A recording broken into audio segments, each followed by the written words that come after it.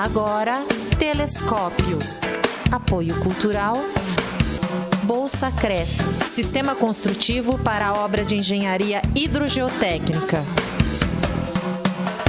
Plano Familiar Camargo, tradição, seriedade e respeito.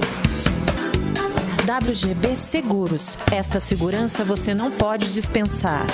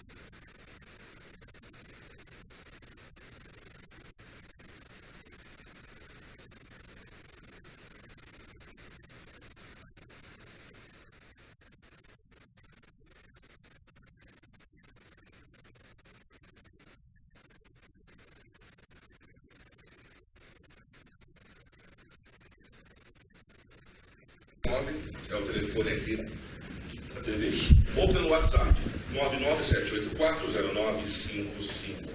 Ontem foi feriado, ontem foi gravado o programa, mas hoje estamos ao vivo aqui. Agora são 12 horas e 37 minutos. Hoje é 3 de novembro, estamos no mês de novembro já de 2016. Bom, esse mês é um mês muito importante para todo o nosso país, aqui na nossa cidade também, né? Em geral, é importante de modo geral mesmo, que é a semana, o mês, né? Melhor dizendo. Pelo amor de Deus, Samuel. Do Novembro Azul, ok? Do Novembro Azul, aqui vamos ter problemas técnicos aqui. Peço desculpa aí, telespectadores, por minha técnica que aconteceu aqui, mas agora estamos de volta, ok? Bom, Novembro Azul, né? Esse mês que é muito importante, né? Tanto aqui em Itapetininga como no país todo. Eu vou conversar melhor sobre isso com o médico, o Sivaldo Menezes. Ele que é urologista. Muito obrigado aqui pela presença, Sivaldo. Bem-vindo ao programa Telescópio. Obrigado, Fábio. Obrigado pelo convite. E é um prazer estar aqui e dividir experiências que falam sobre a saúde do homem, com enfoque principal no câncer de próstata. Ok, a gente vai ter um rápido intervalo e voltamos já já aqui com o Telescópio. Não sai daí.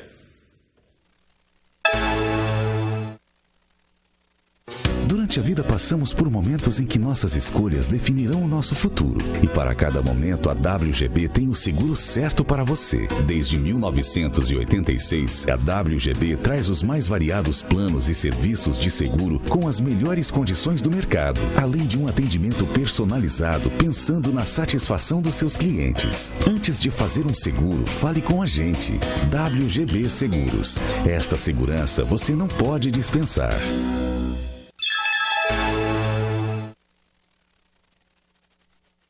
Estamos de volta aqui com o programa Telescópio na sua TVI, pelo canal 99 analógico, pelo 8 digital. Lembrando que você pode entrar em contato com a gente através do 35 27 80 99. 35 27 80 99. Ou também pelo WhatsApp, 997840955, 997840955.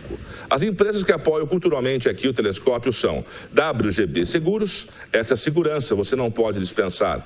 Bolsa Creto, sistema construtivo para obras de engenharia hidrogeotécnica. E Plano Familiar Camargo, tradição, seriedade e respeito. Bom, vamos falar então, né, como eu já no começo já anunciei aqui, sobre esse mês importante, que é o mês do Novembro Azul. Bom, vamos conversar então com o médico Sivaldo Menezes, urologista. Muito obrigado pela presença aqui, mais uma vez. Sivaldo, conte um pouquinho a trajetória do senhor aí, né? O senhor que veio do Belém, mas conte pra gente aí qual é a trajetória do doutor Sivaldo Menezes. Perfeito. Eu sou graduado pela Universidade Federal do Pará, né? E para a gente se tornar urologista no nosso país, primeiro a gente tem que cursar uma especialidade, uma residência em cirurgia geral. que essa foi feita em São José dos Campos. E a partir daí você é direcionado para a sua especialidade clínica cirúrgica, que foi a que eu escolhi, que foi a urologia. E ao longo da carreira de formação de urologia, a gente faz alguns cursos de especialização. Entre eles, eu fiz um curso de especialização de uro com enfoque em oncologia no hospital da MD Anderson, no Texas. Fiquei um tempinho lá, um tempo curto, diga-se por sinal, mas foi muito proveitoso. Eu trago muito disso para a minha vida particular hoje, né, para cuidar com os meus pacientes.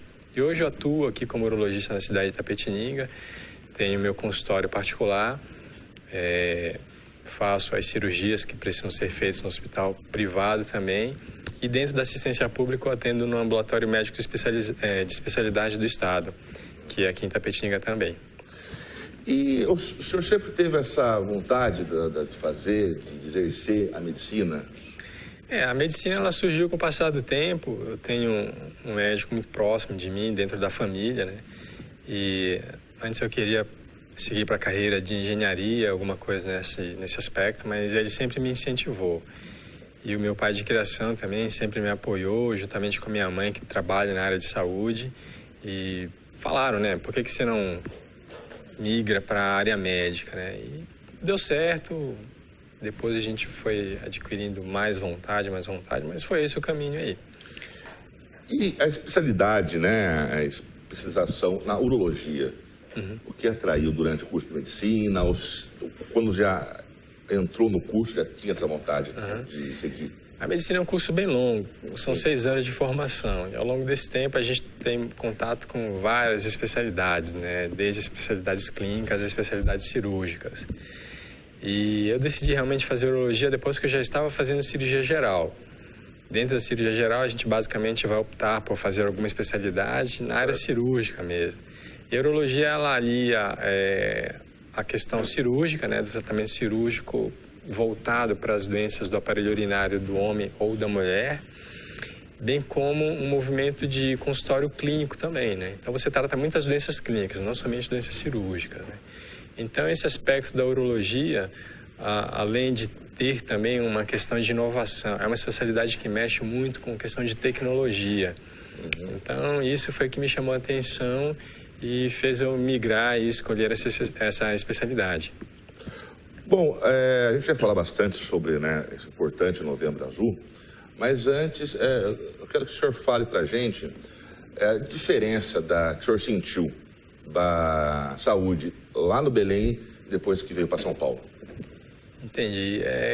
Eu acho que São Paulo, principalmente os estados do Sudeste, eles têm um aspecto muito peculiar em relação a todo o restante do país, né? Isso falando em todas as questões, né? A questão de saúde, infraestrutura, segurança, assistência jurídica, pública.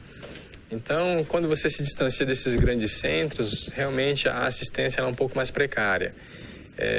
No meu estado não poderia ser diferente, né? A gente tem uma assistência um pouco limitada, né? Quando se sai das capitais, né? No caso eu sou de Belém mesmo, quando você sai da capital, a assistência, vamos falar especificamente da área de saúde, a assistência de saúde pública é um pouco mais precária, um pouco mais limitada. O nosso país ele tem dimensões continentais e isso faz com que o acesso à saúde em regiões muito distantes se torne um pouco mais difícil. São Paulo tem essa característica, né, de você estar no interior, ao mesmo tempo ter uma assistência um pouco melhor, né? Não parece que você está tão em rincões do país, né? Então você pega uma região metropolitana de Campinas, região metropolitana de São José do Rio Preto, Ribeirão, região de Sorocaba, né? Formam grandes centros e com isso a assistência é um pouco melhor. Mas não tenha dúvida, a precariedade e dificuldade da assistência médica fora do estado de São Paulo, em regiões muito mais distantes, é bem marcante, não tenha dúvida, não. E no Brasil, o senhor sente que teve avanços ou não? Falta muito? Como o senhor analisa? É uma pergunta bem complexa, né? Mas eu acredito que com o passar dos anos aí, um pouco de vontade política, direcionamento dos investimentos, de verbas especificamente para a saúde, né? Todo ano a gente acabou de passar por um período eleitoral, né? Você deve ter recebido alguns candidatos aqui. Sim. E quando se fala de saúde e segurança pública, e educação, sim, parece que formam um tripé que sempre vai deixar a desejar, né? A saúde não poderia ser diferente, né? Acredito que com o passar do tempo, o questionamento da população, as exigências, né, a solicitação, elas devem ser atendidas mais cedo ou mais tarde. Mas é difícil, né? Nosso país é um país muito populoso, né? Tem diferenças culturais muito grandes, regionais muito grandes, né? Então, eu acho que é muito a longo prazo você ter uma assistência médica um pouco mais adequada, né? A gente tem contato com outros países, por exemplo, Estados Unidos, né? Os próprios Estados Unidos, eles têm alguma dificuldade de impor a questão da saúde pública, né? Quando se fala de saúde, a gente está falando de muito investimento, muito dinheiro, é tudo muito caro, né, Fábio? O senhor fez um curso nos Estados Unidos? Eu tive a oportunidade de fazer uma especialização lá no Instituto do Texas, né, na Universidade da MD Anderson. Eles têm um centro de oncologia de grande excelência lá, que atende basicamente todo o sul dos Estados Unidos. E lá tive a oportunidade de acompanhar um expert dentro da área de uro-oncologia. Quando se fala de oncologia, você acaba setorizando, né? Então lá eu fiquei no setor de uro-oncologia direcionada para rim. Então esse expert ele tem uma expertise muito intensa, muito bem testada na área de tratamento de câncer renal. Então foi com ele que a gente esteve lá acompanhando cirurgias, pacientes internados, consultório médico, acompanhamos muitas reuniões científicas de lá, né? É um hospital onde, quando se fala de pesquisa, de testes, dentro dos Estados Unidos, eles estão na vanguarda, né? Então, é um instituto muito importante, né? Na área centro-sul dos Estados Unidos, eles fazem uma cobertura e são referência lá. Muito interessante lá. Bom, vamos falar agora, né, do assunto agora, do momento. Tivemos o Outubro Rosa e agora o Novembro Azul. Novembro Azul. Há quanto tempo que existe como campanha o Novembro Azul? Eu não me recordo ao certo, mas né? É recente. Não faz muito tempo, né? Uhum.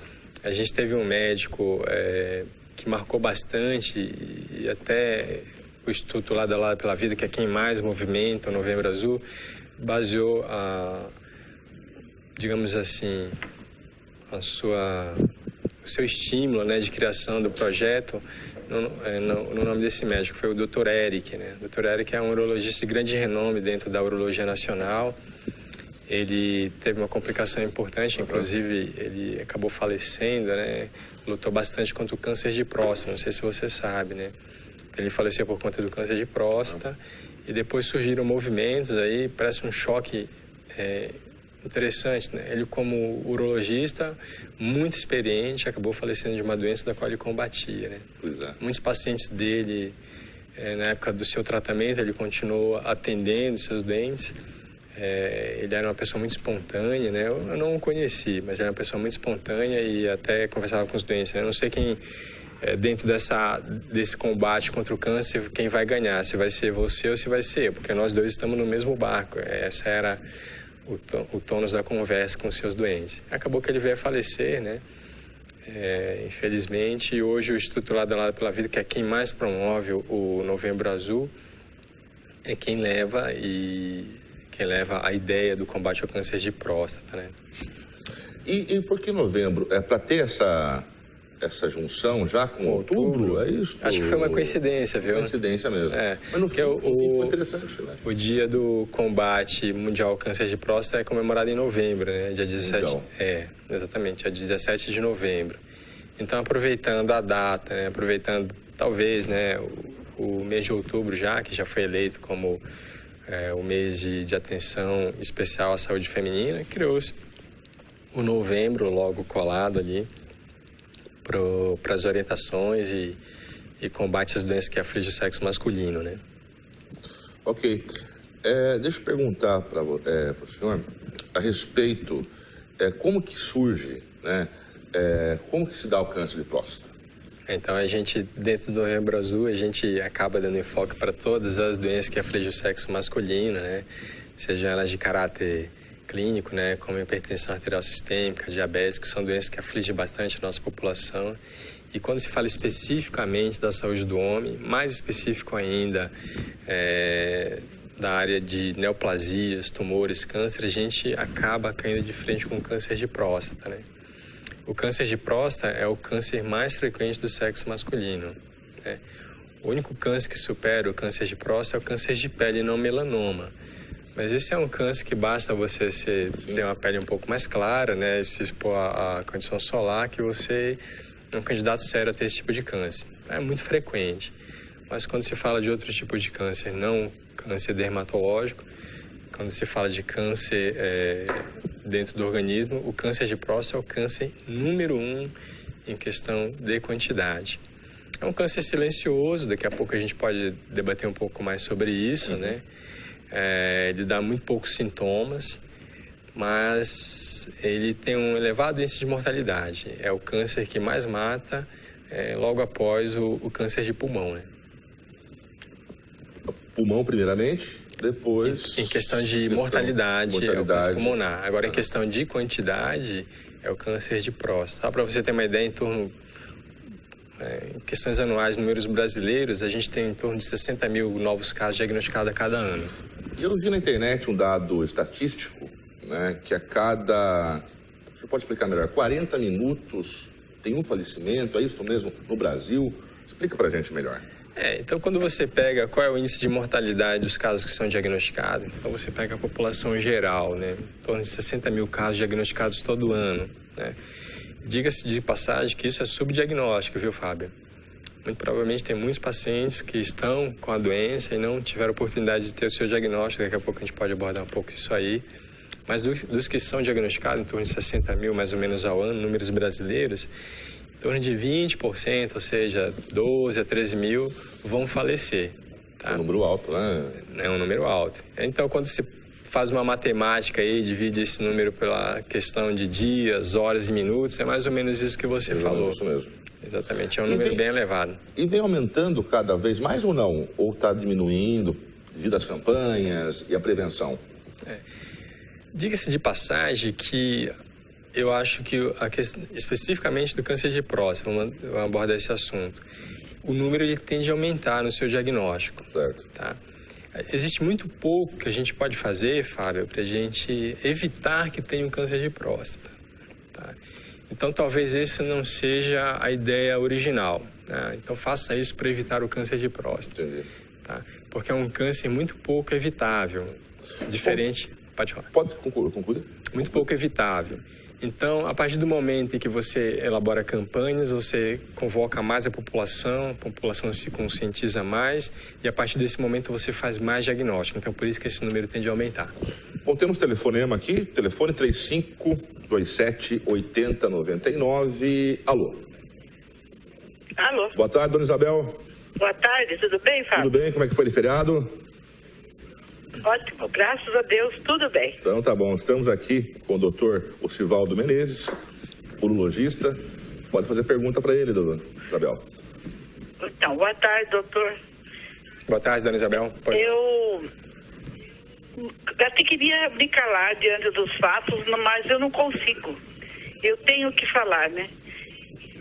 Eu digo ao senhor o seguinte... É muito importante, né? Campanhas, é muito importante os esclarecimentos. Parabéns, né, pelos seus esclarecimentos e pela sua profissão. Mas eu devo dizer que, infelizmente, não é tão acessível como se fala um exame de próstata. No nosso sistema de saúde, não só em Itapetininga, mas enfim, no nosso país, é muito falho. Então, para você conseguir um urologista já se torna difícil, né? Aí, após o exame, se porventura constatado um câncer, até que seja levado, feito novos exames e procurado um especialista, um oncologista, ou um hospital especialista, ou mesmo uma cirurgia, é muito longo o trajeto. Então, nesse meio tempo, muitos ficam no meio do caminho. Então, eu acho que essas campanhas, para mim, são tanto inócuas. Porque seria o dia a dia interessante que as nossas autoridades, né, que se dedicam nessa área, levassem mais em conta o prazo. Porque a exiguidade do prazo é fatal. Então vamos lá. Se meu marido tem um problema de próstata, que graças a Deus não é o nosso caso, mas ele precisa de um urologista 2 meses para conseguir a consulta. Depois mais 2 meses para se constatar do câncer. Depois mais 4 ou 5 meses para o início do tratamento. Isso fica um pouco complicado. O senhor não concorda comigo?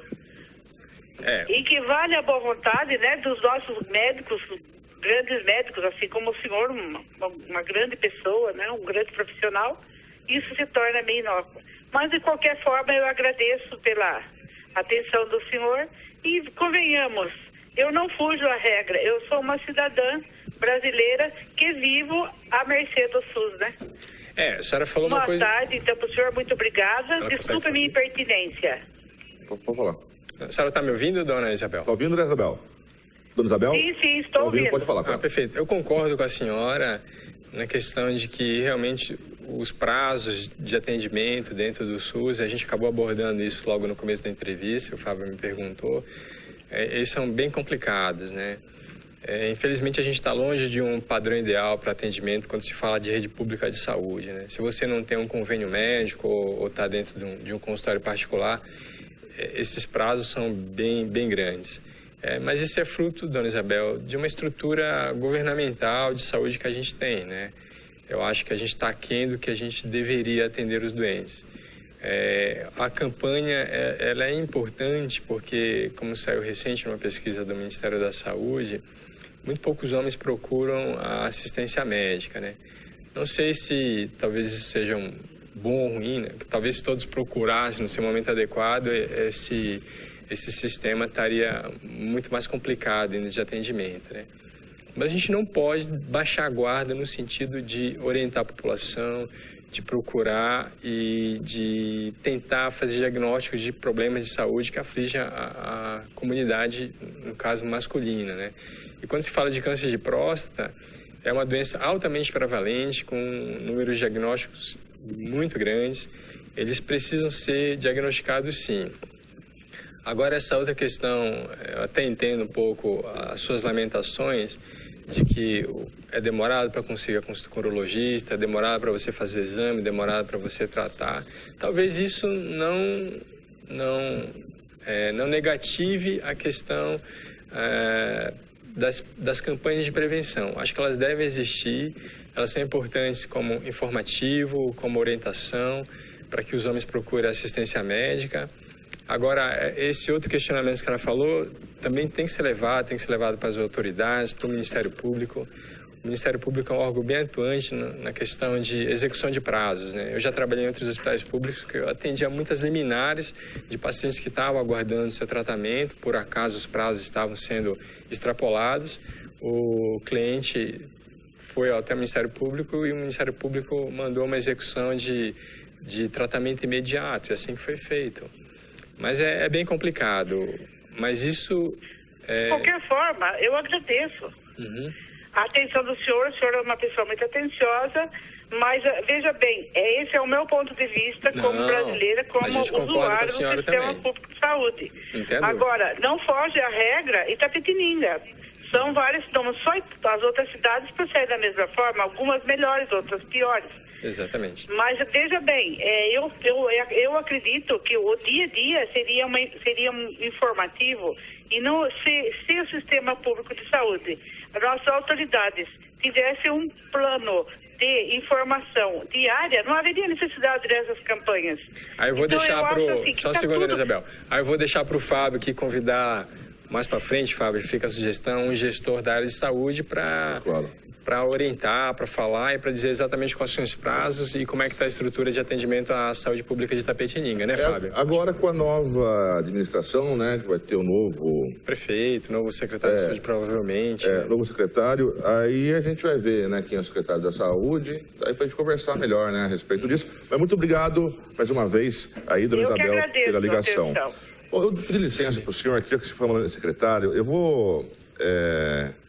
Isso aqui é não oficial, já que falamos do secretário, vai mudar, né, a gestão, né, a gestão da Simone Marqueto. Isso aqui não é oficial, tá? Isso aqui é fontes não oficiais ainda. quem são os secretários, quem serão, Os prováveis secretários aqui. Você já tem alguns nomes, Fábio? Tem alguns nomes já que estão sendo aí cogitados aí. Bom, vamos lá. Lembrando que é dados não oficiais. Guilherme Morelli, chefe de gabinete. Dr. Mauri de Jesus, secretário de governo. Valquíria Tavares, Secretaria do Trabalho. Beto Hungria, Secretaria da Cultura. Aí, secretário da Saúde, temos o secretário da Saúde atual, que é do Irã, está cogitando ele continuar, permanecer, que é o Fábio Nascimento. Perfeito. Florival lá de projeto em Alambari, esporte, professor também de educação física, pro esporte. Soraya Giriboni, Secretaria de Promoção Social. Jean Nunes, Secretaria de Planejamento. Walter dos Santos, secretário de Administração. Fernando Rosa, né? Filho do Fernando Rosa, Fernandinho. Do Meio Ambiente e Agricultura. Samira Albuquerque, Secretaria de Trânsito. E Geraldo Macedo, Secretaria da Educação. Lembrando que são fontes não oficiais aqui, tá? Dos prováveis secretários aí aqui em Itapetininga. Desculpa que o senhor falamos aí do secretariado, já emendei aqui uma deixa. Bom, o senhor trouxe aí algumas imagens para a gente ilustrando, e o senhor vai comentando também. Ele vai colocar para a gente aí, o pessoal que está lá no Twitter, vai colocar para a gente, o senhor pode comentando. Essa campanha deste ano, né? Pode comentar. A campanha todo ano ela muda, né? E fala que sempre a abordagem vai ser o câncer de próstata. A gente precisa tocar nesse assunto, né? Lembrando que a questão do tocar no assunto também está relacionada ao toque, né? Que, na verdade, se a gente for parar para pensar, é uma das questões mais polêmicas. Sim. Aí na questão do exame e prevenção. Tem muito preconceito ainda. A palavra preconceito é certa? O temor, o que seria? Eu acho que são as duas coisas. Tem o paciente dos dois tipos que chega no consultório. O paciente que tem medo de fazer o exame, né? Acho que é um exame dolorido, um exame demorado. Muito pelo contrário, é um exame indolor, né? E um exame super rápido, né? E outros, questão de preconceito. Eu já tive paciente que chegou no meu consultório também e falou: doutor, peraí, eu não quero que faça o exame do toque. E nem abriu a conversa, a discussão. Eu não quero fazer o exame do toque, eu quero fazer só o exame de sangue. Mas meio que eu já deixo aberto para o paciente. Não, você fica à vontade, a hora que você desejar, a orientação médica sempre que o toque seja realizado, né? Porque só se você fizer somente o exame de sangue, PSA, você pode deixar alguns diagnósticos de serem feitos, né? Entendi. Acho que tem uma imagem anterior. Essa aí acho que é interessante para o senhor explicar. Antes do senhor explicar, tem um outro exame que é feito, é isso? Tem o toque e tem mais... Logo no começo da entrevista você perguntou como que é feito o diagnóstico do câncer de próstata. Então, o diagnóstico de câncer de próstata é feito por um questionamento clínico dentro do consultório. A partir daí você solicita o exame de sangue, né, que é o exame do PSA, que é uma enzima prostática específica que é dosada no sangue. Ele existe em níveis adequados, de acordo com a tua faixa etária, né? O paciente vai, coleta esses exames, né? Existe um preparo especial para coletar esse exame, né? Não pode ter relação sexual, não pode andar a cavalo. Uma série de orientações que o laboratório vai orientar o paciente. De posse desse exame, o paciente volta, o médico analisa o resultado e, juntamente com o toque, né, ele consegue predizer para o paciente qual é a chance dele ter um tumor de próstata ou não, né? O toque, ele é importante, né? Aqui a gente tem uma ilustração. O toque, ele é feito via retal, tá? Com o dedo indicador do médico examinador. E através do dedo indicador a gente consegue perceber toda a superfície prostática periférica, né? E o câncer de próstata é um câncer que acomete basicamente essa região da próstata que é examinada pelo médico, tá? O reto, ele é uma estrutura que ela é colada, né? Então a próstata deita sobre o reto, então por isso que a gente consegue perceber muito bem. Então, quando você associa as características do toque juntamente com o PSA, a gente pode falar para o paciente que ele está bem ou não. Se houver alguma suspeita, tanto de um PSA elevado ou um toque alterado, né, presença de nódulos, caroço, próstata um pouco mais endurecida, aí a gente avança na investigação, Fábio. Porque só isso não é suficiente para dizer se o paciente tem câncer ou não. Mas é muito importante. Sim. Ainda é muito importante. Não, através disso aí, Fábio, com o PSA alterado ou um toque alterado, a gente parte para uma terceira etapa, né? Certo. Essa terceira etapa seria a realização de uma biópsia da próstata. A biópsia ela é feita com equipamentos de ultrassom que coleta cerca de 12 a 18 fragmentos da próstata. A próstata é dividida em setores, né? Certo. Todos os setores são estudados. Cada fragmento desse mede 1 centímetro a 2 centímetros mais ou menos, né? Bem fino. Vai para um outro médico, um médico patologista, ele analisa todas essas amostras em microscópio e fala se existe câncer naquela próstata ou se não existe câncer naquela próstata. Muito bom, tem mais fotos aí, né? Mais imagens que a gente pode... Esse aí que eu fiquei impressionado com essa foto. Na verdade a gente já está avançando numa conversa aí, né, Fábio? Isso aí é uma modalidade de tratamento do câncer hoje, né? O câncer ele pode ser tratado com cirurgia, radioterapia ou medicações, né? Mas são outros tipos de câncer também? Não é só da próstata? Esse aí é específico da próstata? Eu não estou reconhecendo exatamente a imagem, mas eu trouxe essa imagem para ilustrar que hoje o tratamento do câncer de próstata ele avançou muito dentro da área cirúrgica, né? Então, anteriormente a cirurgia era feita com incisões, né? Acho que pode passar. Pode passar. Pode passar mais uma imagem? Pode passar. Perfeito. Essa aí é incisão. Isso. Anteriormente as cirurgias eram feitas com incisões, uma incisão abaixo do umbigo, né? Em grandes centros ainda, a cirurgia é rotineiramente assim. Em centros mais especializados, pode voltar aquela outra imagem agora, por gentileza. Podemos voltar? Essa aí. Em outros centros, quando se fala em cirurgia minimamente invasiva, viu, Fábio? A gente fala de laparoscopia e fala de cirurgia robótica. Essa aí é uma cirurgia feita com robôs. E todo esse equipamento aí é para detectar... Explica melhor para a gente. Na verdade, tanto a cirurgia aberta como a cirurgia laparoscópica ou robótica, o objetivo delas é retirar a doença, retirar a próstata em si. Então, a forma que você vai retirar a próstata do doente é o que muda hoje. Você pode retirar com uma incisão, como aquela outra foto que a gente já mostrou, ou pode retirar com as cirurgias dos furos. Não sei se você já ouviu falar, cirurgia dos furinhos. Sim. Então, essa é a cirurgia dos furinhos, que pode ser feita por laparoscopia humana, né? O médico manipulando os equipamentos, ou hoje em dia a robótica, né? O médico na robótica ele fica sentado num console de controle, com 2 controles na mão, lembra assim um pouco um joystick, né, de jogo, né? E ele controla os braços do robô. E os braços vão atendendo a orientação do cirurgião no caso, até extirpar completamente a doença, né? No Brasil já existe esse? Já existe. Principalmente em São Paulo. Acho que a gente tem Sírio-Libanês, 9 de Julho, Oswaldo Cruz, né? Hospitais. Hospital de Barretos, acho que é o primeiro hospital público que vai adquirir um robô agora. E em São Paulo tem o ICESP também, né? Que é o Instituto de Câncer de São Paulo. Fora de São Paulo, talvez no Rio de Janeiro, não me recordo.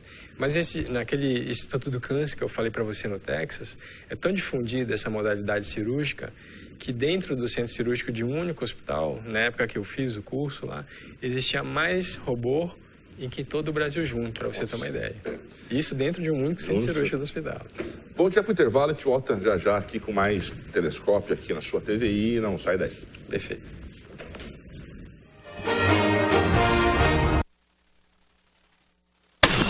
As empresas a seguir apoiam culturalmente a TVI. Durante a vida passamos por momentos em que nossas escolhas definirão o nosso futuro. E para cada momento a WGB tem o seguro certo para você. Desde 1986, a WGB traz os mais variados planos e serviços de seguro com as melhores condições do mercado, além de um atendimento personalizado pensando na satisfação dos seus clientes. Antes de fazer um seguro, fale com a gente. WGB Seguros. Esta segurança você não pode dispensar.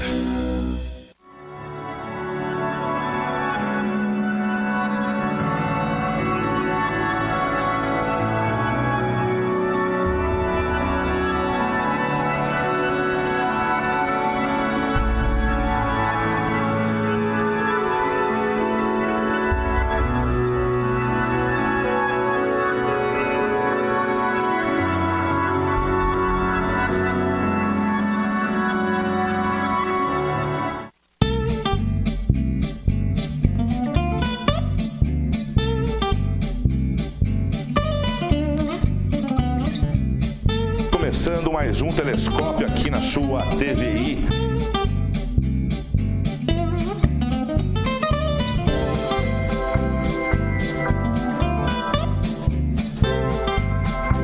Rodou, fofinho.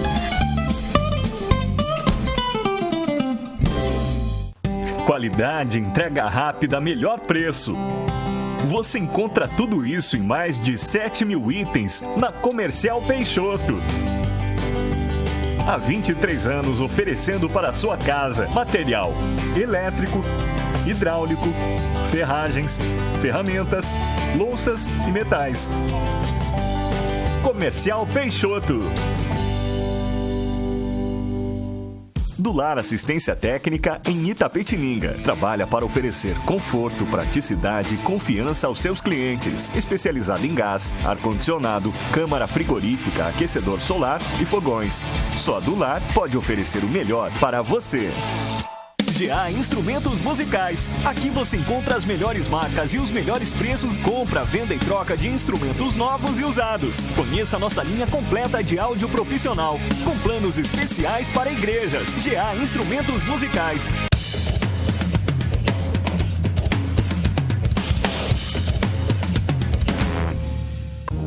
Sorrir. Chorar. Sentir medo. Se apaixonar e até sentir a coragem de se aventurar pelo mundo. Locadora Agapito. Há 25 anos, proporcionando sentimentos e acompanhando as mudanças do nosso tempo. O Ajudar Mais é uma empresa especializada em equipamentos hospitalares para a recuperação mais rápida do paciente. Em nossa loja, você encontra andadores, camas, cadeiras de roda, toda a linha de órtese e uma linha completa de produtos para alimentação enteral. Localização no centro de Itapetininga e atendendo toda a região.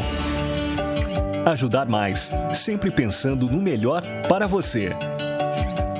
A tradicional sorveteria da cidade, desde 1954, está presente com seus sabores na vida dos itapetininganos. Venha você também se apaixonar por essas delícias que só a Sorveteria Alaska pode te oferecer. Alaska Sorveteria. Sorvete é a nossa paixão. Avenida Professor Francisco Valho, 585, Centro. Qualidade, variedade, eficiência, o melhor atendimento e as melhores ofertas. O Empório Albuquerque sempre busca a sua satisfação. Por isso, você encontra lá padaria, açougue, setor de hortifruti e serviços de assados nos fins de semana. E os produtos são sempre fresquinhos e deliciosos. Ah, tem serviço de entrega a domicílio e estacionamento para seu maior conforto e comodidade. Empório Albuquerque. A sua satisfação é a nossa melhor oferta. Vila Rosa Restaurante e Rotisserie. Aberto todos os dias para almoço, com serviço de marmitex e um self-service com 20 tipos de saladas e pratos quentes. Massas artesanais, pratos típicos da culinária brasileira e vários tipos de assados aos finais de semana. Espaço para seu evento empresarial ou com amigos e familiares para o jantar, com várias opções de cardápios. Vila Rosa Restaurante e Rotisserie. Rua Quintino Bocaiúva, 929, Centro, Itapetininga. 3272-5430.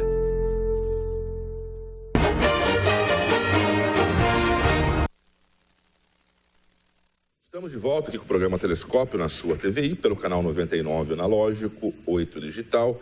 E depois você pode assistir nossos programas, né, pela internet ou pelo YouTube, TVI Itapê2. Você entra no YouTube, digita lá TVI Itapê2, nosso canal. Todos os vídeos do Telescópio e dos outros programas estão lá. As empresas que apoiam culturalmente aqui o Telescópio são WGB Seguros. Essa segurança você não pode dispensar. Um abraço lá ao Lineu, ao Wilson e o Guto, os proprietários da WGB Seguros. Bolsacreto, sistema construtivo para obras de engenharia hidrogeotécnica. Um abraço ao seu Clodoaldo, que deu uma entrevista para a gente aqui ontem, gravada, mas foi uma entrevista muito bacana. Um abraço ao seu Clodoaldo, toda a equipe da Bolsacreto. E Plano Familiar Camargo, tradição, seriedade e respeito. Um abraço a toda a família Camargo. Estou conversando aqui hoje um assunto de utilidade pública importantíssimo com o doutor Osivaldo Menezes, ele que é urologista, sobre também lógico, o Novembro Azul. Porque o câncer de próstata, se for diagnosticado rapidamente, tranquilo. Agora, assim, se for deixando, e o homem tem esse problema ainda, né, de ir ao médico. De modo geral, não só para o urologista, de modo geral. É isso, doutor? É verdade, Fábio. Você tocou num assunto importante, que é um dos princípios da campanha, é incentivar o homem a cuidar da sua saúde, né? O câncer de próstata, com diagnóstico, só um segundo, com diagnóstico de em fases iniciais, ele pode ter um índice de cura em torno de 90%, Fábio. 90%? 90%. Então, quando você pega um câncer de próstata que é diagnosticado tardiamente, né, em que as opções de tratamento são muito pequenas, o índice de cura beira 5% a 10%. Né? Então, acho que é o fundamento da campanha exatamente esse, né? É incentivar que os homens procurem o seu urologista, o seu médico generalista, para fazer sua triagem, né?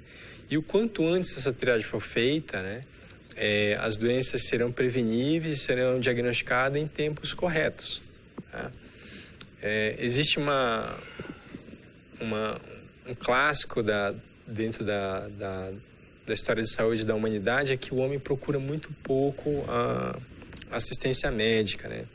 Inclusive o atual ministro da Saúde deu uma declaração que criou polêmica.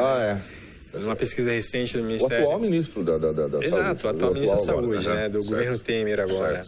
Certo. Ele divulgou que o homem procurava pouco a assistência médica porque ele trabalha mais, né? Aí as mulheres, sociedade de classes, lógico. Caíram em cima, né? Eu acho que historicamente o homem ele sempre foi o provedor, né? O provedor do lar, né, Fábio? Claro que isso vem mudando com o tempo. Mas a concepção e ideia masculina de imbatível, né, de uma pessoa intocável, que não fica doente, eu acho que ainda é presente, né? E eu tenho certeza que muitos homens preferem não faltar um dia do seu trabalho, assim como existem mulheres também, por outras questões, né? Um pouco de assédio do patrão, né? Um pouco de dificuldade do patrão liberá-lo para ir no consultório do médico, né? Às vezes só um atestado que a consulta médica fornece para o paciente, liberando ele do trabalho, não é suficiente, né? Então isso cria um certo mal-estar dentro do trabalho quando o funcionário falta, né? Eu tenho empresas no meu consultório que incentivam anualmente o funcionário a procurar o médico, né? Então, acho que eles têm um cronograma, né? E o funcionário já vem comigo com as orientações da empresa, né? Solicitando o seu check-up anual, né? Então, talvez isso seja muito louvável. Muitas empresas, né? Que incentivem, façam os seus funcionários procurarem a sua assistência médica no sentido de prevenção, né? Que, na verdade, quem ganha é a própria empresa, né, Fábio? Claro. Então, o funcionário vai estar com sua saúde em dia, né? Faltando pouco ao trabalho, com o cronograma programado ao longo do ano. Fala assim, tem 10 funcionários, um por mês vai no médico, talvez, não sei. É uma coisa a se pensar, né, Fábio? É o ministro Ricardo Barros, né? Exatamente. A infelicidade dele, eu acho, né? Talvez ele tenha se expressado mal. Né? Daí a imprensa já começa a comentar. E a mulher até acaba trabalhando mais, né? Se o senhor concorda, porque ela trabalha muito na casa também. Além do trabalho dela, tem o trabalho na casa, então... Se falando de trabalho específico, eu acredito que a mulher tem uma jornada de trabalho dupla, né?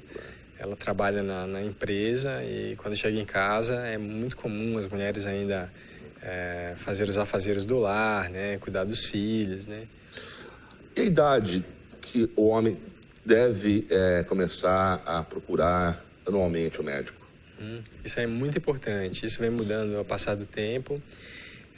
Você me perguntou no intervalo por que foi estipulado essa idade, né? Existem estudos populacionais que estimam o diagnóstico de tal doença naquela faixa etária, né? Então, o risco de se diagnosticar um câncer de próstata abaixo dos 50 anos, sabe, é muito baixo, tá? Certo. Então, para você diagnosticar um câncer de próstata nessa faixa etária, é tipo você encontrar seu câncer de próstata em cada 10 mil homens, digamos assim, tá? Então, como o índice é pequeno, talvez o incentivo do paciente procurar o médico nessa faixa etária seja pequeno. Então, se estipulou recentemente que todo homem, a partir dos 50 anos, falando especificamente de câncer de próstata, deve procurar um consultório do urologista para fazer sua prevenção. Tá? Existem populações especiais que antes dos 50 anos já devem procurar o urologista. E que população especial é essa? São os homens negros, da raça negra, e são homens que têm história de câncer de próstata nos seus entes. Pai, irmão, tios. Então, se você tem história de câncer de próstata na família, deve procurar a partir dos 45 anos. E negros também. População geral, a partir dos 50 anos. A partir dos 50 anos, todo homem já deve ter um PSA pelo menos dosado e um toque retal realizado, para aí sim a gente dizer se aquele homem está com uma saúde em dia, se está com o seu preventivo do câncer de próstata bem em dia mesmo, né, Fábio? Ok, tem mais telefone. Alô? Ô, Fábio, é o Aziz, tudo bem? Ô, Aziz, tudo bem? Tudo Aziz bem. sempre assistindo aqui, espectador assíduo do Telescópio, um forte abraço. Quer fazer outra pergunta aqui para o doutor? Fica à vontade. Eu queria saber o seguinte, para a mulher que tem incontinência urinária e idosa, o tratamento é só pelo Retimic, que eu já soube que tem problema de afetar a mente, né? Porque a pessoa não pode fazer a cirurgia, então como é que pode ser feito o tratamento? Obrigado. Ok, obrigado. Aziz? Aziz. Bom, desligou. Bom, Aziz, boa tarde. Tá ouvindo lá. Para outros telespectadores também, aí fica a orientação. A incontinência urinária é uma doença que é também tratada pelo urologista. Ela tem vários aspectos de tratamento, né? Eles passam pelo tratamento de fisioterapia, tratamento com uso de medicações, inclusive o Retemic, né? Que é o nome comercial da oxibutinina, é um deles. Todo medicamento, eu sempre oriento meus pacientes, apresenta efeitos colaterais, e o Retemic não poderia ser diferente. Isso a gente conversa um pouco mais detalhado no consultório, né? Então a gente falou da fisioterapia, do tratamento com medicações e cirurgia, né? Hoje a cirurgia da incontinência urinária, dependendo do diagnóstico, né? A incontinência urinária tem várias causas, dependendo da causa ela pode ser de correção cirúrgica também. Mas para isso deve ser feita uma avaliação prévia do médico assistente, né? Avalia o aparelho genital da paciente, faz exame urodinâmico e a partir daí elabora uma estratégia. Claro que a idade é um fator importante para definir o tratamento cirúrgico. Existem muitas mulheres que têm limitações para serem submetidas a procedimento cirúrgico, mas a cirurgia especificamente da incontinência urinária, dependendo do tipo, né? Quando é indicada, é uma cirurgia muito pouco invasiva, para falar a verdade, né? Então, mesmo com pacientes com saúde com idades avançadas, às vezes o tratamento pode ser muito eficaz. Mas isso tem que ser estudado no consultório, né? E avaliar qual seria o melhor tratamento, né? Ok. Bom, estamos chegando ao final aqui, mas temos um vídeo muito interessante, uma campanha que o senhor trouxe aqui, a gente pode passar. Uma campanha que foi realizada... Essa campanha, inclusive os números do vídeo já estão desatualizados, né? Mas é muito ilustrativa. Foi uma campanha desenvolvida pelo Instituto do Câncer AC Camargo. Pode dar o play aí. Vamos lá. É bem legal. E ela exemplifica exatamente qual é a reação do homem no momento... Eu acho que essa reação ela nunca deveria existir, né? Porque você pega homens nessa faixa etária, né? A partir dos 50 anos, né? A gente pega um paciente um pouco mais obeso ficando para trás aí. Tem uns bem desesperados, né? Mais que os outros, né? Muito desesperados. E o objetivo da campanha é exatamente esse, claro, né? Não corra do seu exame, né? Esse exame deve ser feito com diagnóstico precoce e quando o diagnóstico precoce é feito, ele supera em 90% a cura, né? Muito bom, muito bom.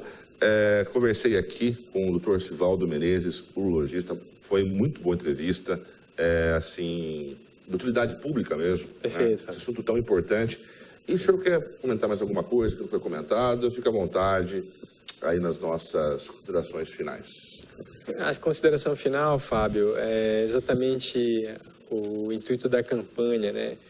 de combater os números que mostram que os homens, de uma forma geral, procuram muito pouco o consultório médico.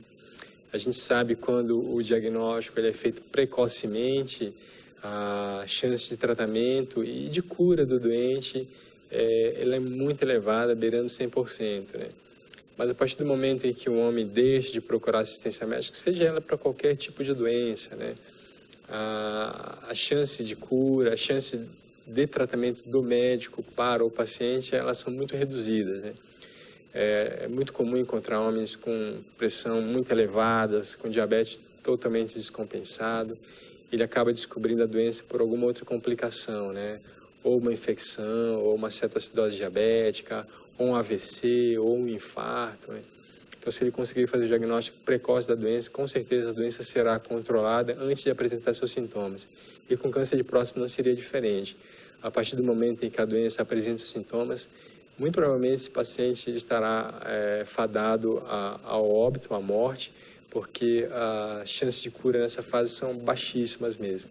Então, faça seu preventivo, procure o seu médico, a partir dos 40 anos, para uma população geral, não só pensando em câncer de próstata, mas para fazer seu exame de diabetes, de hipertensão, de colesterol, para ver como é que anda a sua saúde de uma forma geral. Cuide de sua saúde, porque esse é o maior bem que você tem. Muitíssimo obrigado. Obrigado mesmo pela presença. E daqui a pouco a gente volta com mais Telescópio. Obrigado pela entrevista, Fábio. Eu que agradeço. A gente volta já com mais Telescópio. Não sai daí. Perfeito.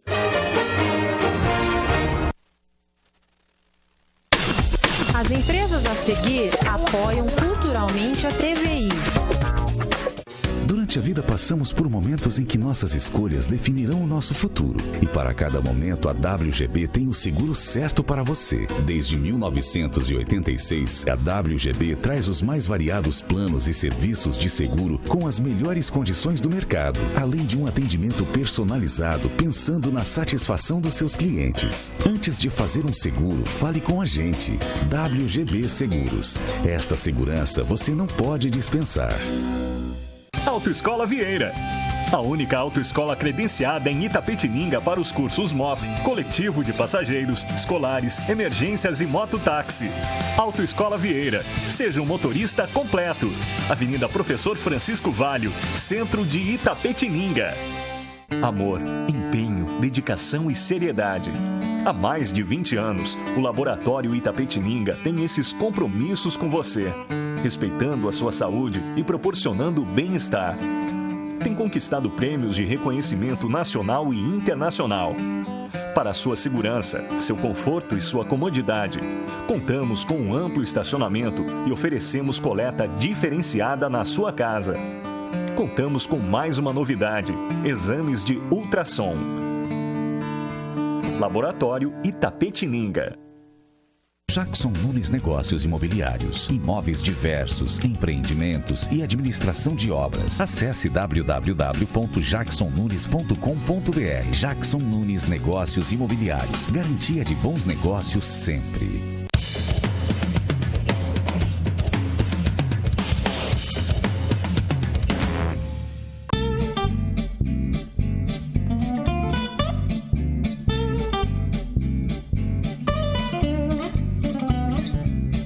Começando mais um Telescópio aqui na sua TVI.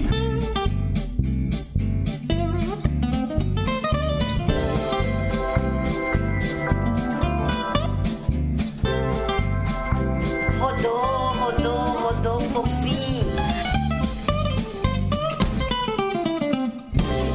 Atuando na área residencial, comercial, rural e industrial com as melhores tecnologias. A Itapeseg é uma empresa especializada em alarmes monitorados 24 horas, sistemas de câmeras e CFTV, cercas elétricas ou ouriço, concertina, automação de portões cancelas, alarmes monitorados 24 horas, capacitada para atender obras de pequeno, médio e grande porte. Ligue e fique tranquilo. 15 3537 5001. Soluções em segurança só na Itapeseg. Joalheria Império Joias. Uma joalheria completa para melhor atender. Joias em ouro ou prata, canetas e relógios nacionais e importados. Tudo com preço de fábrica e parcelado em 10 vezes sem juros.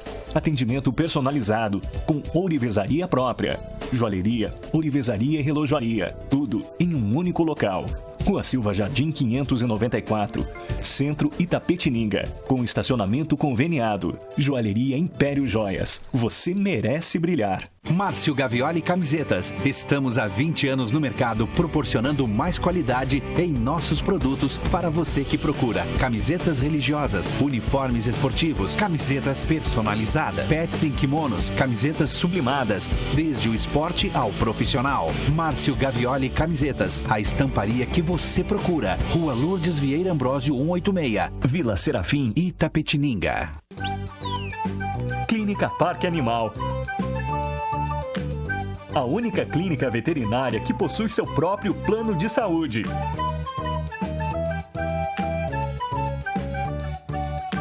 Esperamos você aqui na Clínica Parque Animal. Clínica Parque Animal, a clínica do seu pet. Vila Rosa Restaurante e Rotisserie. Aberto todos os dias para almoço, com serviço de marmitex e um self-service com 20 tipos de saladas e pratos quentes.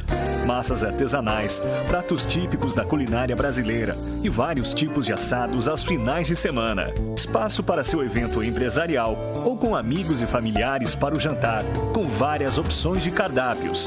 Vila Rosa Restaurante e Rotisserie. Rua Quintino Bocaiúva, 929, Centro Itapetininga.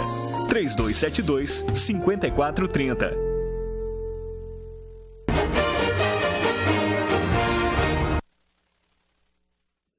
Estamos de volta com o programa Telescópio na sua TVI, canal 99 digital. E você também pode acessar pela internet tviitap.com.br, notícias atualizadas lá. Tem vagas de emprego, vagas PAT, posto de atendimento ao trabalhador. A Bolsa Crédito é uma das nossas apoiadoras aqui. A Bolsa Crédito apoia aqui o Telescópio.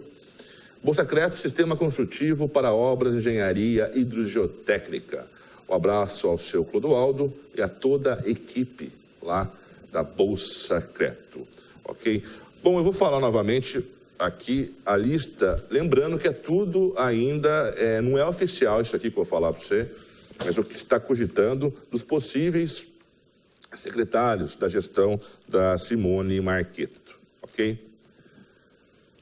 Guilherme Morelli como chefe de gabinete, Dr. Mauri Jesus, secretário de governo, Valquíria Tavares na Secretaria do Trabalho, Beto Hungria como secretário da Cultura, Fábio Nascimento permanecendo no posto de Secretaria da Saúde, professor Florival, lá de Alambari, na Secretaria de Esporte, Soraya Giriboni, secretária da Promoção Social, Jean Nunes, Secretaria de Planejamento, Walter dos Santos, Secretaria da Administração, Fernando Rosa no Meio Ambiente, Samir Albuquerque, Secretaria de Trânsito, e Geraldo Macedo na Secretaria de Educação. Repetindo, são dados não oficiais, ok? Vamos falar agora de educação, né? Outro assunto muito importante aqui na nossa cidade, em todo o país, né? Eu converso com a Claudine Rodrigues, consultora em educação. Boa tarde, Claudine, bem-vinda aqui ao Telescópio. Boa tarde, Fábio. Bom, como meu ex-aluno, você só lembra do Clô, né? O Claudine é difícil. Inclusive, está no Facebook, está como Clô. Também, né? Exatamente. Mas Claudine, sinceramente, eu não sabia que era Claudine. Todo mundo pensa que é Clotilde, né? Exatamente. Mas bem-vindo aqui ao Telescópio, obrigado, né? Sei que você também está na correria aí. Obrigado aí pelo tempinho e estar presente aqui. Claudine, fale um pouco aí da sua trajetória. Eu sei que você é do Rio de Janeiro, né? Carioca. Mas como você chegou em Itapetininga e conta um pouco da sua formação. Bom, acho que essa é a curiosidade de todo bom itapetiningano, né? O que uma carioca vem fazer aqui? Eu vou resumir, porque senão a gente vai ter que ficar aqui o dia inteiro, né? E assim, eu vim para casar, não casei, acabei casando e ficando e casando várias vezes. Itapetininga é uma cidade muito, muito bacana para a gente viver, para a gente criar nossos filhos, né? Mas não sei se os nossos filhos querem ficar em Itapetininga, né? Por quê, senhor? Por causa das oportunidades. Eu penso que Itapetininga é uma cidade muito pacata, que nem eu costumo falar, muito peculiar, né? Então, os nossos filhos querem sair, querem coisas novas. Itapetininga é para quem já viveu e vai fazer a sua vida aqui. É muito bacana morar aqui, sem sombra de dúvidas, né? As amizades que eu construí. Hoje, eu estou fazendo a metade da minha vida no Rio de Janeiro e metade da minha vida em Itapetininga. Estou no meio a meio. Se eu ficar mais um pouco agora, eu me torno oficialmente itapetiningana, né? E a minha trajetória é a seguinte: eu já era professora no Rio de Janeiro, trabalhava com a rede primária, na época, né, se chamava primária, hoje em dia é ciclo 1. Sim. Trabalhava no bairro do Caju e fiquei 6 anos no Rio trabalhando como professora, né? Já falava inglês, já por ser uma cidade turística, né? Minha mãe inglês sempre foi fluente. E um dia eu vim conhecer Itapetininga. Como que foi? Isso aí. É o paquera.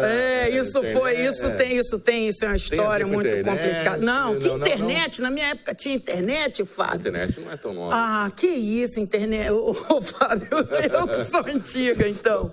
Olha, Fábio, eu conheci uma pessoa e um dia ele falou assim: vamos visitar mamãe? E eu falei, vamos. E essa cidade era Itapetininga. Eu nem sabia que existia Itapetininga no mapa. Quantos anos isso? Fábio, você vem falar em datas. Não, mais ou menos. Não, mas... Fábio, isso faz 25 anos, Fábio. É um bom tempo, não? 25 de lá, 25 de cá. 15, tá com 10. Quem dera eu, né? Isso daqui é garota propaganda de cremes anti-idade. Daí... E aí eu vim pra cá.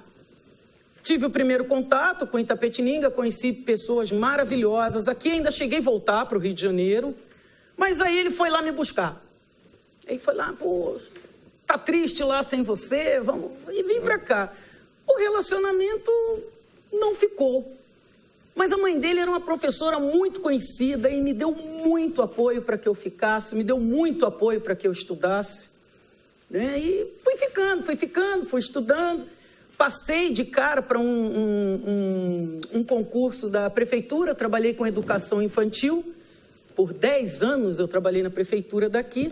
Me sentia como Arnold Schwarzenegger, né? Um tira no jardim da infância. Imagina o primeiro dia de aula, uma mulher desse tamanho. É porque não dá para ver, porque eu estou sentada aqui, né? Mas uma mulher enorme falando grosso e 2, 3, 4 para as crianças e, né, foi um choque para todo mundo. Mas... sinceramente, foram os melhores 10 anos da minha vida, o que eu pude aprender com essas crianças, com todas as pessoas que eu tive contato. Nesse meio tempo, eu estudei, eu me dediquei, fui tendo oportunidades. As portas se abriram bastante para mim aqui, Fábio. Eu não tenho o que reclamar de Itapetininga. Agora, se eu disser para você que foi fácil... Por quê, Clô? Por que, Clô? Itapetininga, como eu falei, é uma cidade muito peculiar. Ela tem um grupo já formado e não adianta você querer fazer parte desse grupo quando você não nasceu aqui, não foi criado aqui, entendeu? E como eu nunca tive essa petulância de querer pertencer à sociedade itapetiningana, não nesse nível, né?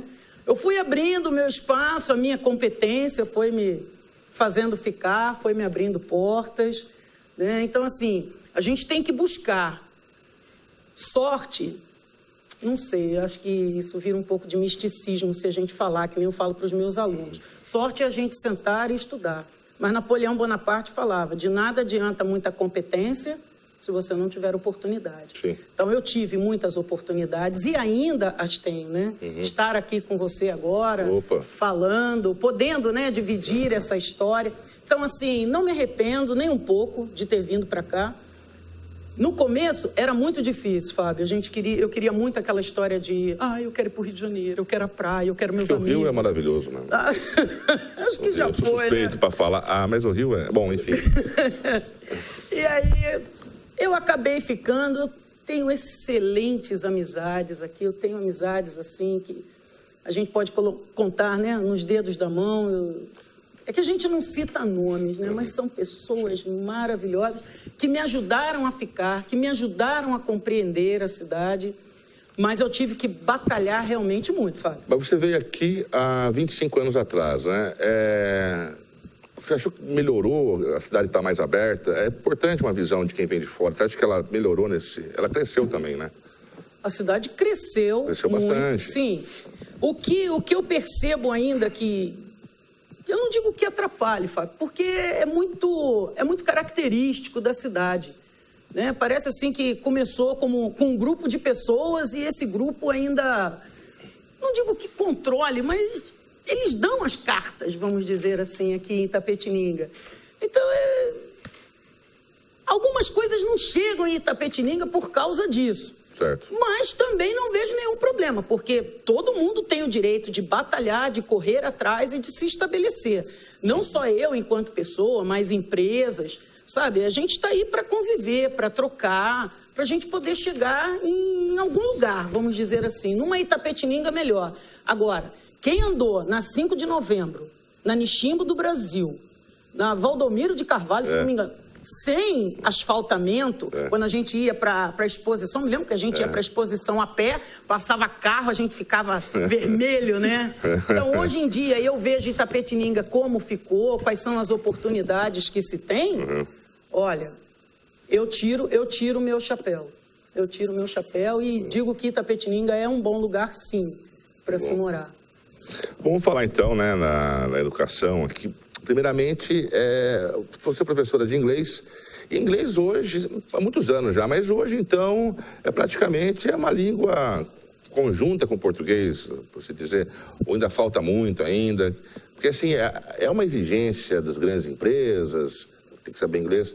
Fale sua ótica sobre isso, aí Fábio, do que eu vejo como professora de língua inglesa, a maior dificuldade nossa para falar a língua inglesa é não conhecer o português.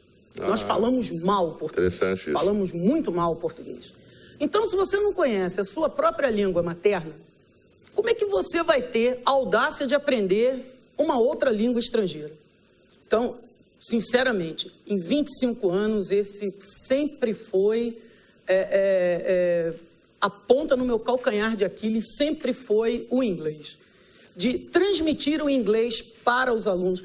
Talvez em outras cidades, em outros lugares, nós não tenhamos tanta dificuldade quanto aqui. Aqui é um lugar muito difícil para a gente trabalhar com a língua inglesa, porque se parte do princípio do seguinte, escutei isso de todos os alunos em todos os anos. Aqui na cidade ou... Não.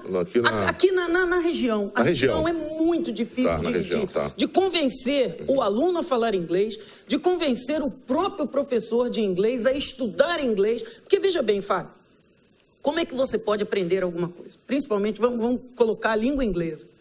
Você tem que ter um profissional que ele domine, no mínimo, além dos alunos que ele vai atender. Por quê? Porque eu tenho que saber um pouco mais para poder oferecer algo a esse aluno. E o que está acontecendo nesse momento? Eu não digo que seria geral, mas a gente tem um tanto de inversão. A gente tem o aluno tendo mais contato com a língua inglesa do que o próprio professor.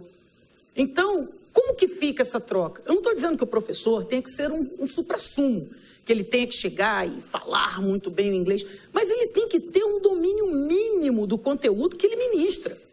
Agora, se ele não estuda, se ele não busca, um professor de inglês, né, assiste a um filme, a uma série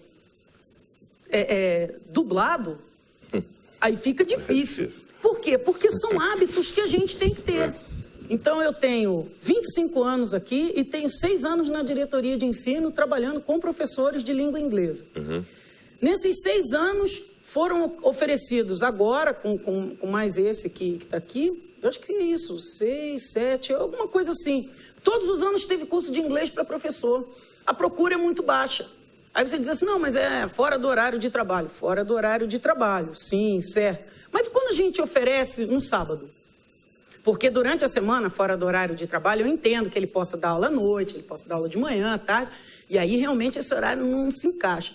E no sábado, uma oportunidade de ter um curso com um formador, com alguém que tem capacidade de acrescentar algo para esse professor. Aí ele diz assim, eu não vou porque eu tenho compromisso, sei lá, no meu Grêmio, no meu Grêmio espiritual, na minha igreja, eu tenho compromisso com meus filhos, é o único dia que eu tenho para os meus filhos. Então, quer dizer, as pessoas vão sempre colocando empecilhos. A gente vai sempre colocando obstáculos. E a gente nunca vence esses obstáculos. A gente vai sempre parando, a gente vai sempre, entendeu? Culpando o outro, culpando a vida, e a gente não chama responsabilidade para si. Então, quer dizer, os cursos foram dados, os cursos foram oferecidos. Aonde estavam esses profissionais? Complicado. Entendeu? Bom, temos telefone aí, 35 27 80 99. Alô? Alô, boa tarde, Fábio. Boa tarde. É a Rosângela que está falando. Tudo em ordem aí? Não podia deixar de ligar para mandar um abraço para essa menina que é muito minha amiga. Clô, um abraço para você. Trabalhamos juntas. Objetivo, cultura, Estado, disposto aí, especialista na área. Continue sempre assim, lutando pelos alunos. Você realmente nos representa. Um abraço a você, Clô. Um abraço, Fábio. Parabéns pela entrevista. Muito obrigado. Tchau. Muito obrigado. Rosângela Neri, sempre está aqui com a gente também, né? Uma pessoa que conhece muito educação também. Obrigado aí pelo telefonema. Fiquei muito agradecida, né, da Rosângela ter ligado. Um beijo, minha querida, no coração. A Rosângela esteve comigo logo na minha chegada aqui em Itapetininga, né? Ou seja, alguns anos atrás, para ela, falar em anos é complicado. Mas ela é moça, ela é muito mais moça do que eu. E aí, o que acontece? Ela que me orientou, Fábio, em muitas coisas, principalmente em como que a gente se comportava para poder sobreviver aqui. Sabe, uma moça muito inteligente, muito trabalho capaz, ótimo, né? UAB, né? Agora ela está lá na UAB, vamos na UAB, desculpa. UAB. E vamos ver se alavanca, porque como que... Isso é uma das coisas que me incomoda em Itapetininga, já que você está me dando esse espaço. Fica à vontade, aqui é espaço aberto. Como nós temos formação? Nós temos FATEC, de graça. Nós temos UAB, de graça. Nós temos ETEC, segundo, né, ensino médio, de graça. Formações maravilhosas, professores super capacitados. Vazio. Quem frequenta são os alunos de fora. Se você colocar na ponta do lápis, os alunos de Itapetininga, infelizmente não posso falar assim, mas os alunos de Itapetininga não valorizam a qualidade da educação que é oferecida de maneira gratuita aqui. Então, Rosângela, eu torço por você para que você consiga realmente alavancar a UAB, que você traga novos cursos. Eu já sei que você trouxe alguns outros cursos. É uma pessoa que luta muito por Itapetininga, uma pessoa que não tem medo de ensinar o que ela sabe, não tem medo de dividir o que ela sabe, né? Então, assim, se hoje eu estou aqui, se hoje eu estou melhorando, eu também devo muito a você, Rosângela Neri. Um beijo no coração de novo. Não canso de beijar você. E também aqui a IFSP, a Engenharia, também ali próximo ao Recinto de Exposição Federal de Engenharia, também é um curso também gratuito. Sim, isso, vai acrescentando. Entre outros não citei, aí. mas... Sim, também, entre né? outros.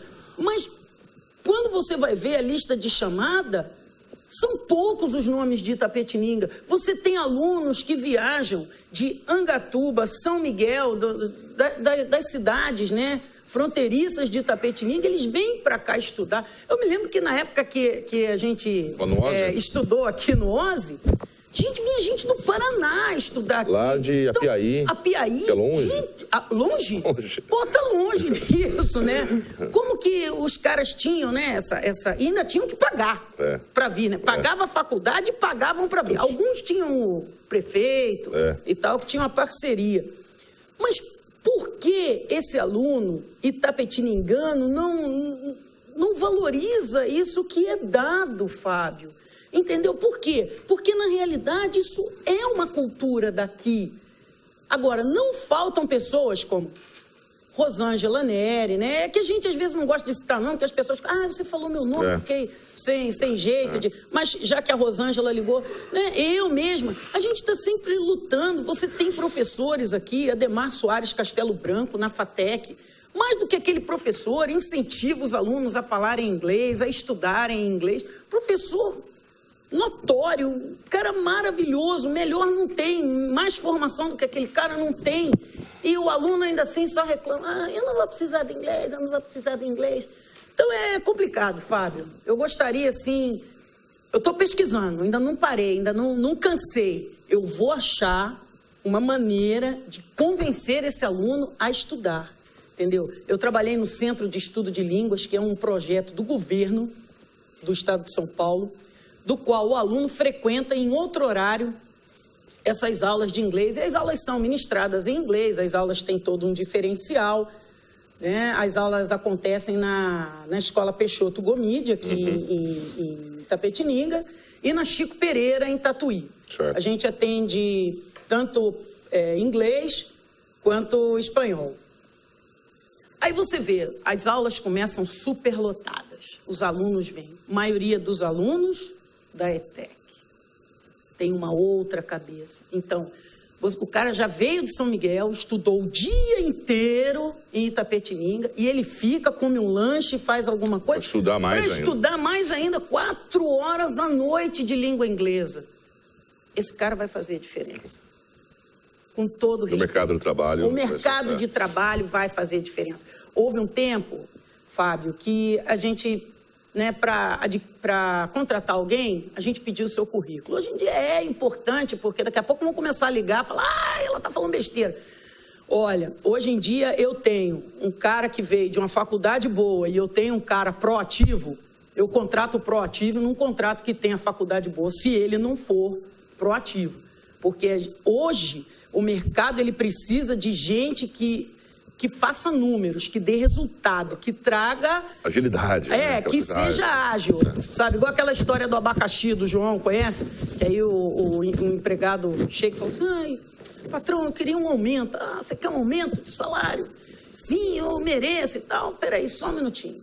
Aí ele foi lá e chamou o João, né? Pede o cara e fala assim, vai lá e compra abacaxi. Alguma coisa assim. Aí ele vai lá para ver o abacaxi, aí ele volta... Quanto que era o abacaxi? Era R$3,50 a unidade. E se eu pedir abacaxi para a empresa inteira? E se eu pedir, né? Só um minutinho. Aí pegou o telefone, ligou para o João. João, vai lá e vê para mim abacaxi, porque a gente está querendo dar abacaxi de sobremesa para os funcionários. Volta o João. E aí, João, tinha abacaxi? Tinha, era R$3,50 a unidade.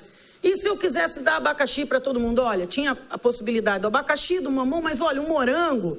está na promoção e ele faria um desconto se pagar à vista. Aí o cara, o que você queria mesmo? Aí ele não fala nada. Porque ele foi lá, a gente tem esse costume de só pedir o aumento porque a gente se acha supra-sumo, mas a gente esquece que a gente precisa ser proativo, a gente precisa fazer algo acontecer. Né? É isso que o aluno precisa perceber. Que não é só a troca, eu estudei, eu copiei a matéria, eu faço uma prova e eu tenho uma nota de volta. Porque quando ele chegar no mercado de trabalho, não vai ser assim, você vai me dar uma ordem, Claudine, vai ali e pega aquela câmera. Aí eu vou lá e pego a câmera. Claudine, cadê o cabo? Claudine, cadê o microfone? Já. Entendeu? Por quê? Porque na realidade é isso que a escola atual está fazendo. Eu te ensino isso, você me dá isso de volta. Eu te dou aquilo, você me dá aquilo de volta. Sabe, é muito, quid pro quo. Sabe, é muito essa coisa. Eu te dou, você me dá. Eu te dou, você me dá. E não é assim. O mundo não é assim. Não. O mundo não é linear, Fábio. Não. O mundo, você já tem que pensar, você tem que estar lá na frente. Aí quando o aluno estuda com o professor, ele está acostumado o quê? Que o professor tem que ficar em cima. Né? Faça isso, faça aquilo. Olha o prazo, olha o trabalho, olha isso. Mas isso não é mentalidade de Itapetininga, não. Agora eu estou falando de modo geral. Eu me lembro quando fui sua professora lá na faculdade, vocês eram todos maiores de idade, e a gente entrava para dar aula, e às vezes vocês chegavam para puxar aula sexta-feira, iam para a aula e tudo, mas tinha dias que vocês chegavam, professora, vamos ali, vamos voltar, e vocês realmente voltavam, e eu dizia, tal dia, o trabalho aqui. Isso eu me lembro, como se fosse ontem. trabalho está aqui, nós vamos falar sobre isso e, professora, a gente vai dar uma saída.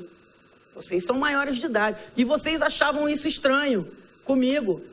Mas é o livre-arbítrio que tem. Então, mas a gente não trabalha isso, Fábio. E aí, o que acontece? A gente dá e toma. Dá é o quê? Dar a aula. O que a gente toma? Avaliação. Então, o cara tem 5, ele passou de ano. Isso vai construindo uma mentalidade rasa.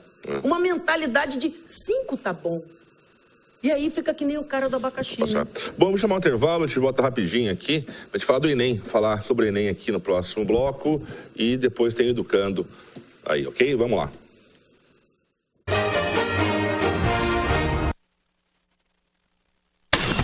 As empresas a seguir apoiam culturalmente a TVI.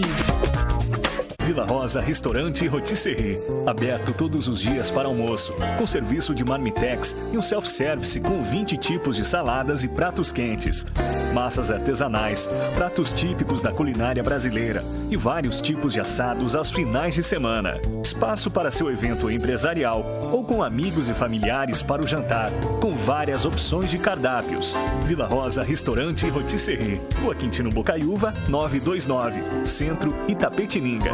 3272-5430.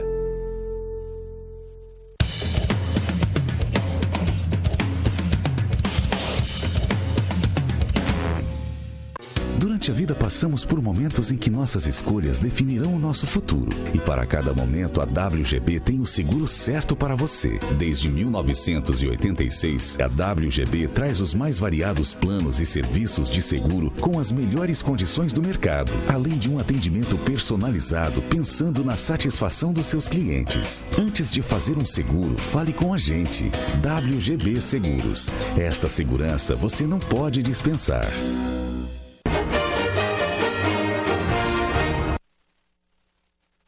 Estamos de volta com o programa Telescópio aqui na sua TVI, canal 99 analógico, 8 digital. E uma das empresas que apoiam culturalmente aqui é o Plano Familiar Camargo, tradição, seriedade e respeito. Hoje, até o momento, não temos óbito aqui no Plano Familiar Camargo, ok? Bom, estou aqui com a Claudine Rodrigues, né, ela que é consultora em educação, professora de inglês. Vamos falar então, né, do tão comentado, que está próximo agora, do Enem. Quer passar umas dicas aí para quem está próximo a fazer, né, que tá chegando aí, para quem vai fazer o Enem? Fica à vontade. Eu tive uma experiência agora bem interessante. Fui trabalhar numa escola considerada aqui, né, como área rural. Eu tive, assim, muitos alunos realmente interessados. Eu estou com alunos muito interessados em fazer o Enem. Inclusive, passei meu WhatsApp e eles entram em contato comigo pedindo dicas, né, pedindo informações de como fazer, procedimentos, como estudar. E isso é muito legal, né, porque, na realidade, a gente paga para ter esse tipo de assessoria. Que a gente fala do plano de estudos, né? A psicopedagogia fala muito isso, né? Desse acompanhamento educacional. Sim. Mas tem alunos que percebem que isso é importante e eles entram em contato conosco pedindo todo esse suporte. Então, quais são os possíveis temas? Como que a gente tem que fazer? Agora, isso são alguns, né, Fábio? Uhum. A gente não consegue tirar dar essa vontade para todo mundo. O Ben Alves falava que a gente tem que deixar o indivíduo com vontade de comer, né? Não adianta só colocar o queijo e a faca. Porque o queijo e a faca, o indivíduo vai ficar lá olhando, oh, nossa, que legal, isso está aí. Se você não tiver fome, você não come. Entendeu? Então, o grande diferencial do professor é fazer esse aluno ficar com fome. Que é aí onde desestimula toda a classe. Porque os desestímulos, Fábio, eles vêm de todos os lados. Ele vem do empregador, ele vem da cultura que a gente tem aqui, entendeu? Em relação não só à educação, mas à nossa postura enquanto ser humano. Então, é bem difícil. Então, você entra numa sala, você se prepara, né? Porque eu trabalho no Enem, eu tenho acesso Trabalha no Enem. Trabalho no Enem. Tem a correção das redações do Enem, que a gente tem acesso, como que se processa, como que é avaliado. E a gente leva tudo isso, né, cheio de gás para o aluno.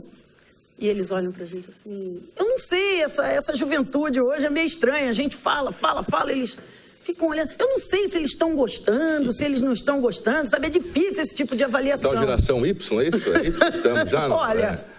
Eu acho que já passou de Y, nós já estamos em geração N, entendeu? Eles estão muito N à frente de nós. Então é difícil de avaliar, porque se você demole, o cara tá... Ou então com aquele troço assim no ouvido, e você está falando e ele tem a cara de pau de dizer, não, professor, eu estou te ouvindo, eu tô escutando o que a senhora está falando. Essa que está mesmo? Então, mas aí é que está. Porque quando você... faz a avaliação, que não só a avaliação escrita, muita coisa vem. Então, eu percebo, Fábio, que eu vou plagiar uma professora que tive, Vera Cirineu, que nós estamos sentindo dores de parto de uma nova sociedade. Porque é tudo muito diferente. Às vezes eu estou falando e eu digo assim, não tem ninguém prestando atenção. Aí eu faço uma pergunta, sem ter que escrever absolutamente nada, só retomando do que eu falei. E tem 1, 2, que eles te dão esse retorno. Mas e a sala toda? Então a gente tinha que ter um pouco mais de tempo para trabalhar com esses alunos, para realmente poder perceber o que está acontecendo. Porque eu também só posso te falar isso, da experiência que estou tendo, porque eu trabalho como eventual. Eu não sou a professora da classe, então eu não os acompanho todos os dias. Eu sou aquele famoso marmitão, tapa-buraco à noite, né? Faltou o professor, alguém me chama. Me chama, eu dou aula sobre o Enem, é sempre sobre o Enem. Como que é a redação, como que são as questões, como que vai funcionar. Mas eu não consigo ver esse brilho nos olhos em todos, não, sabe? Em alguns, a gente vê que o cara chama a gente no canto... Dá o seu telefone, professora, posso falar com a senhora pelo Facebook? Desculpa, posso falar com a senhora pelas redes sociais? Pode falar. Né, e tal. Não tem problema, não. E a gente dá todo esse atendimento a esses alunos. Inclusive, Fábio, eu monto apostilas e mando para esses alunos. Eu tenho apostilas montadas que eu passo para eles que eles possam estudar em casa. Eu não vou poder estar lá, mas eu abro 24 horas para esse aluno, para ele me perguntar, para ele... ter as dúvidas. Claro, quando eu estou trabalhando, eu não consigo responder, mas no final do dia, antes de dormir, meia-noite, quando eu estou assim, eu consigo dar um retorno para esse aluno, eu consigo ligar para esse aluno. Eu tive uma aluna agora que passou para medicina. Nossa. E o Enem conta muito ponto. Muito. Conta bastante. Importante. Até então... Como que funciona olha só, a pontuação, mais ou menos, para ter uma ideia? Fábio, a gente está aí às vésperas de uma mudança de políticas públicas. Sim, você sabe disso, todos nós sabemos. Uhum. Então, até então... O Enem, de verdade, cara, ele é a única possibilidade do aluno menos favorecido, que eu falo em termos de condição financeira, para ele melhorar enquanto ser humano, para ele atingir esse mercado de trabalho. Esse aluno deveria chegar mais consciente no final do 3º ano, dizendo, puxa, eu vou fazer o Enem porque estudar é o único caminho que pode me ajudar a sair da situação em que eu me encontro. E é obrigatório? Não é, Fábio. Não é obrigatório? Não é. Mas muita gente faz hoje em dia, muitas, né? Fábio, muitos alunos não fazem pelo problema da autoestima. Entendi. Um problema grave dentro das nossas escolas. Muitos alunos falaram para mim, assim, enquanto eventual, fui em várias escolas, e a primeira pergunta é, quem vai fazer o Enem? Então tem sempre 2, 3. Por que você não vai fazer? Porque eu não tenho condição de passar. Um cara que chega no 3º ano do ensino médio dizendo para um professor, nem só professor da classe, né? Que ele poderia esconder, dizer qualquer outra coisa, ele fala para mim, eu não vou fazer porque eu não tenho condição de passar. Onde está a autoestima desse menino? Onde está a autoestima dessa menina? E aí depois a gente quer que vá para o mercado de trabalho, que isso daí vai fazer a diferença? Difícil, Fábio. Difícil. Educação, hoje em dia... Vamos colocar assim em Brasil, né? Educação no Brasil. Mas o pessoal vai muito bem no Enem. A porcentagem, mais ou menos, para ele... O vestibular... é bastante, assim, dá uma chance grande já de entrar? Sim, com certeza. Né? Por exemplo, eu estava dando aula essa semana sobre como que eles vão ser avaliados em termos da redação. E expliquei por que uma redação de 500 pontos, a redação vale 1000. Por que a redação de 500 pontos é uma redação fraca? Aí mostrei matematicamente para eles por que a redação de 500 pontos era fraca. Uma redação mediana para você pleitear realmente, começar a sonhar alto, é uma redação de 750. É uma redação de 750, para você começar a pensar em alguma coisa. Mas...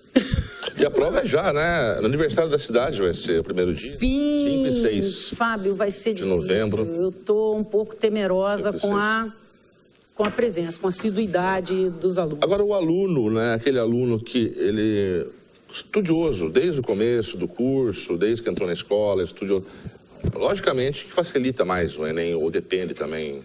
Aquele que sempre foi um bom aluno, ou também, de repente, chega no Enem e pode ficar nervoso. Isso aí não é uma máxima.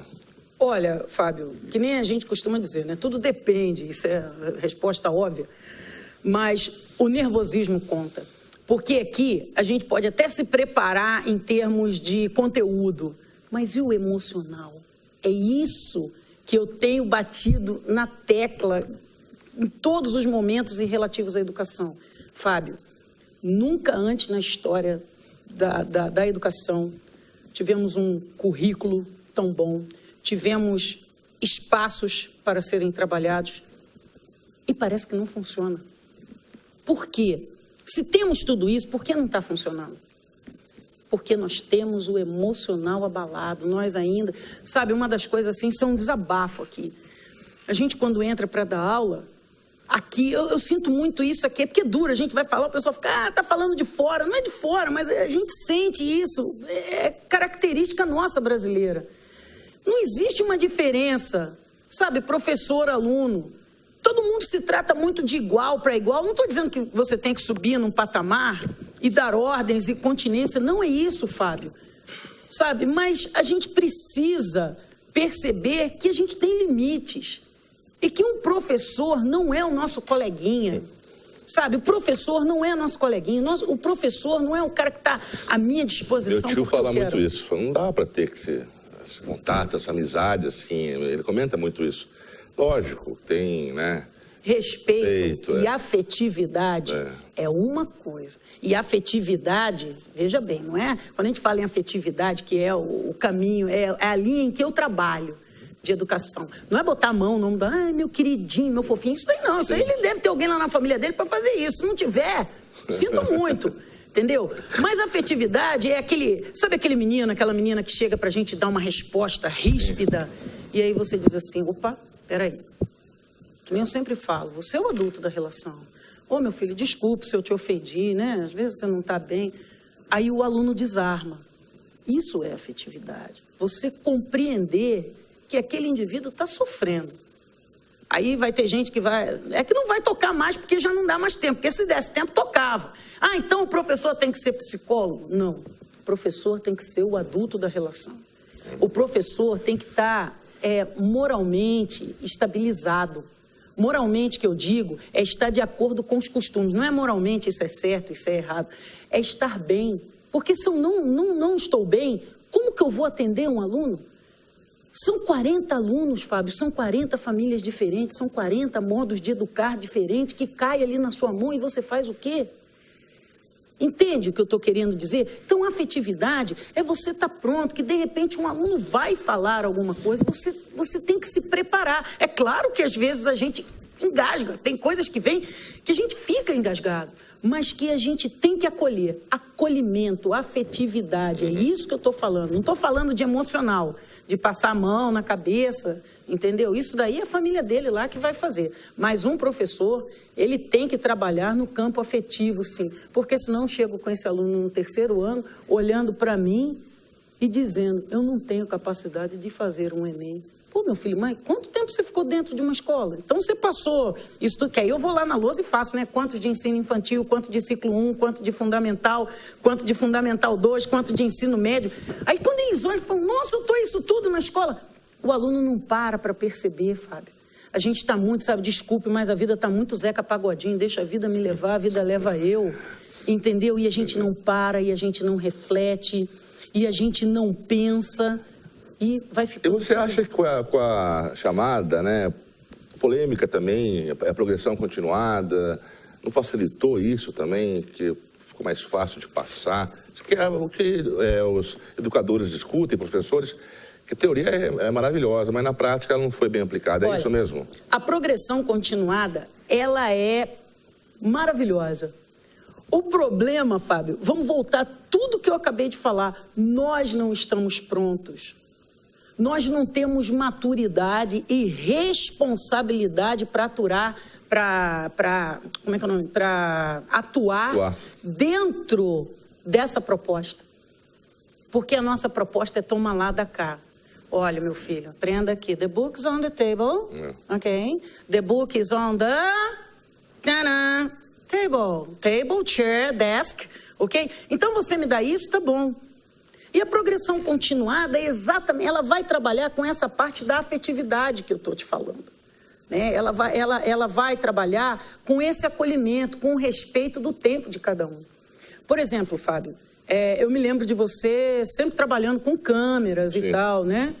E se eu pedisse para você agora largar de trabalhar com câmera e trabalhar com tricô e crochê, será que você iria ganhar dinheiro com isso? Eu nem sei fazer isso. Então, são habilidades. E a gente precisa estar ligado a isso. A mesma coisa acontece numa sala de aula.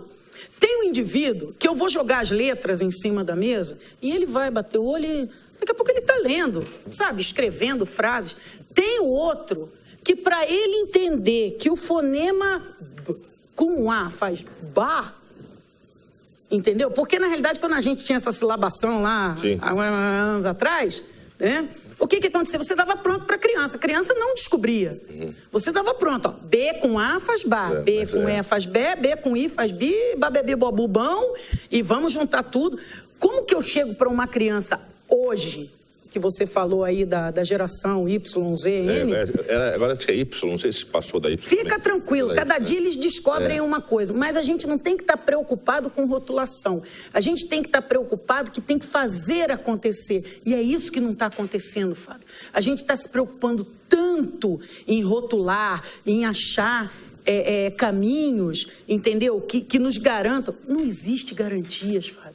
Existe a gente trabalhar, a gente descobrir como é que se faz. Então, eu tenho aquele aluno, olha só como é que é muito amplo. Aí eu tenho um aluno que eu jogo as letras, ele lê. Aí eu tenho outro aluno que eu jogo as letras, o coitado vai ficar lá. Ele precisa de uma mediação, ele precisa de um professor para fazer essa mediação, entendeu? E aí, o que acontece? Cada um tem um nível, tem um tempo de aprendizagem. Mas com a escola que a gente tem hoje, a gente consegue? Bom, estamos chegando ao final aqui, passa rápido, o assunto é muito bom. Antes de terminar aqui, eu quero passar umas imagens, uma imagem do tempo primeiro, para ver como é que está o tempo hoje, né? A gente fez as imagens aí, na rua Padre Albuquerque, né? Na rua Padre Albuquerque, ali perto da Secretaria da Educação. É tempo nublado, bastante nublado mesmo, parece que a previsão de esfriar, né, mas no final de semana um tempo frio, né? Então, em mais 19 graus, deu uma caída mesmo na temperatura, ok? Aí a Padre Albuquerque, esquina com a Jorge Oz, muito obrigado. E rapidamente eu vou mostrar onde teve um concerto maravilhoso aqui em Itapetininga, a gente acompanhou, a gente vai estrear um novo programa aqui, logo logo, chamado Zap Itapê, aqui em Itapetininga, na TVI, e onde teve lá o concerto, né, com o maestro João Carlos Martins, que foi realmente maravilhoso, junto com a Baquiana Filarmônica do SESI. Um pouquinho aí de sobe som para vocês ouvirem.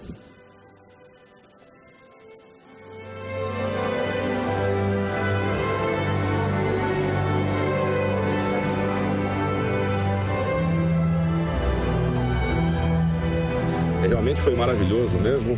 A Catedral Nossa Senhora dos Prazeres estava lotada e aquela arquitetura fantástica, né, ficou ainda mais bonita. Está aí Carlinhos José, ele que milita aí muitos e muitos anos aí na nossa comunicação. Então, realmente foi belíssimo. Mais um pouquinho aí de sobe som da Orquestra Filarmônica.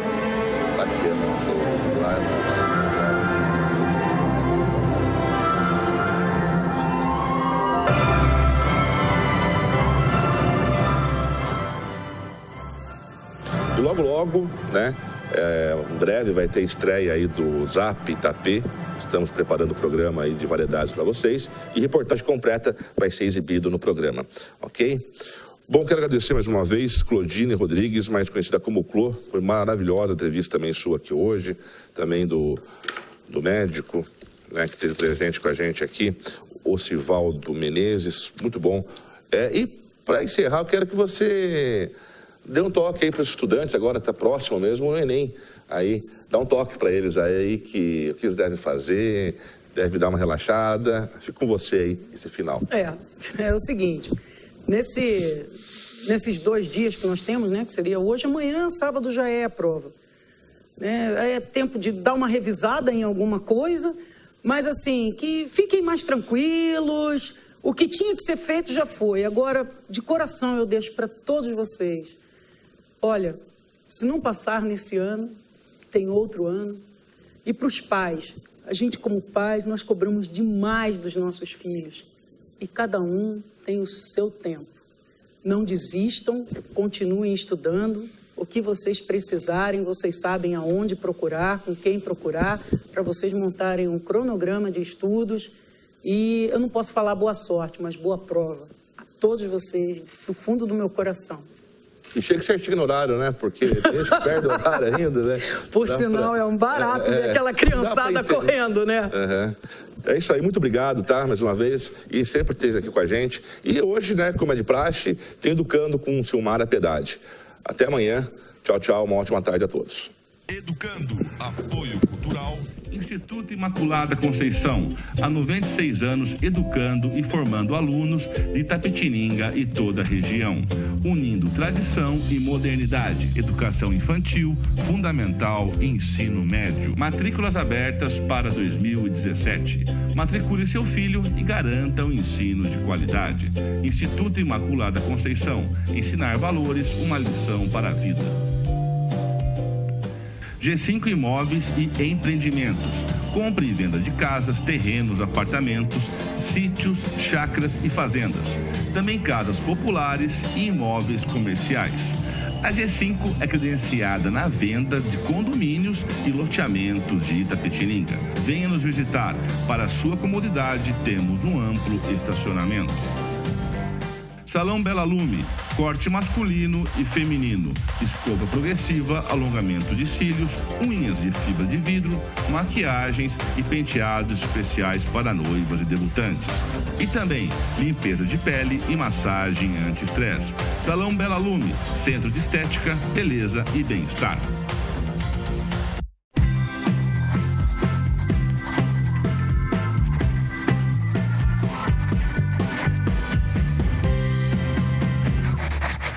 Olá, hoje no Educando, vamos conversar com a terapeuta ocupacional Valéria Brum. A gente usa na rede municipal, na estadual, o famoso caderninho de caligrafia. Às vezes, resolve, né? Você vê uma melhora da criança. E quando não resolve, Valéria, o que fazer? Então, aí, continuando, né, com a questão de percepção, nós vamos ver a percepção dessa mão. Como que essa mão sente o peso? Como que ela lida carregando, brincando com aqueles saquinhos de areia, uma brincadeira antiga, né? Saquinhos de areia. Como que ela lida com resistência, com massinha, né?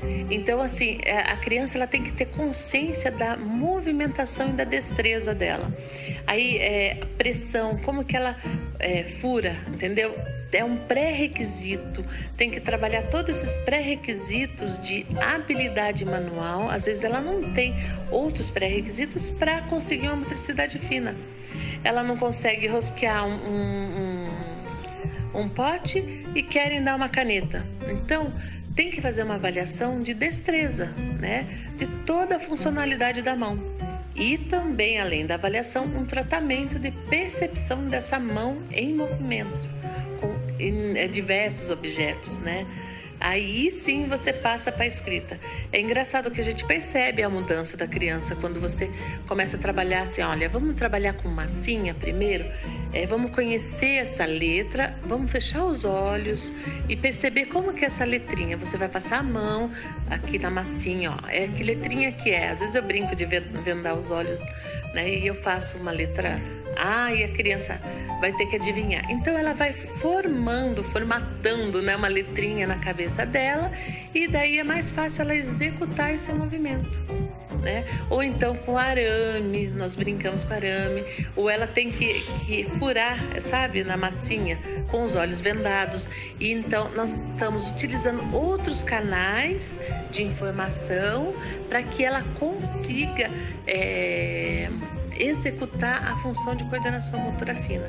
Antes a gente dá valor para o tempo dela, né? Nem que seja devagar. Depois a gente começa a cobrar a destreza. Destreza é força e tempo.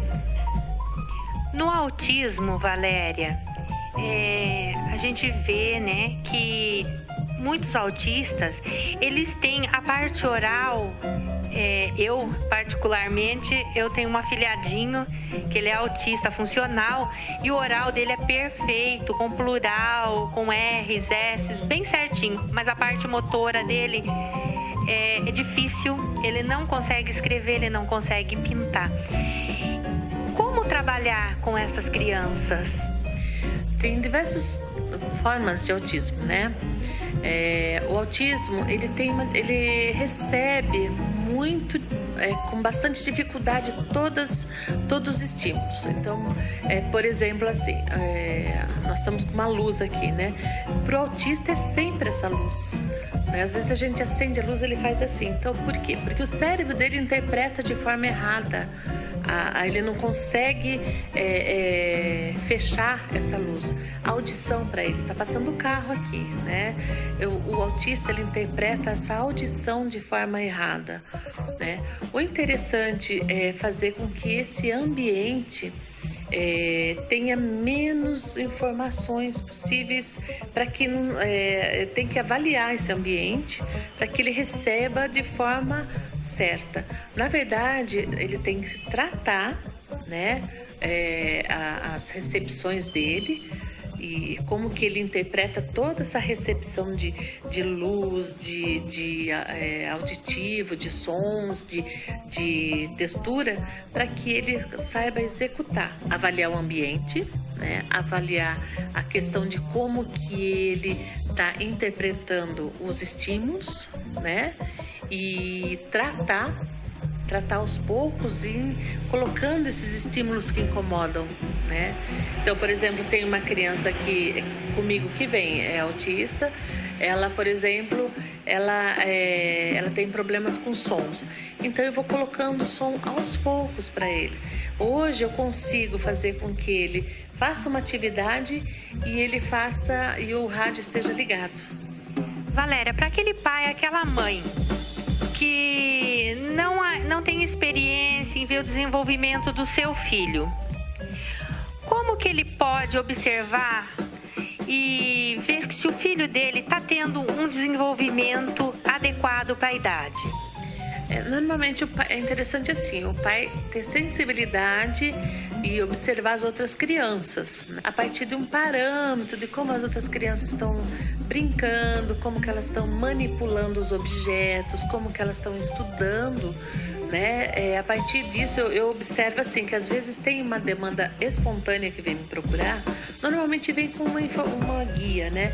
Mas às vezes tem uma demanda espontânea através de pais que observam, falam assim, viu, meu filho, ele fica no cantinho da classe, será que ele tem algum probleminha? Então ele já achou um parâmetro. Ele não está conseguindo colocar a blusa, eu percebo que o filho da minha amiga já consegue colocar a blusa, eu percebo. Então, assim, é importante ter uma sensibilidade, né? Observar as crianças e procurar um profissional, né? da área, um TO, um psicopedagogo, um psicólogo, um médico, pediatra, né? Para estar buscando, avaliando, para ver se é um componente emocional que está fazendo com que ele não desenvolva, se é um componente físico, uma dor, né? Uma questão social. Bom, Valéria, adorei a nossa conversa. Muito obrigada. E espero outras vezes, né, a gente bater outro papo.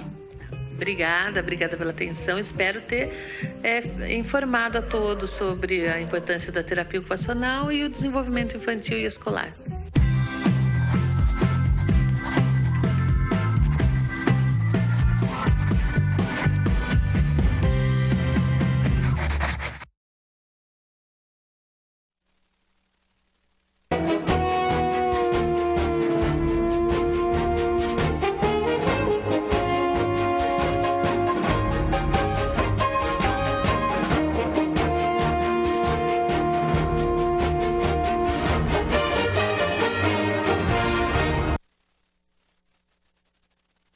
Telescópio.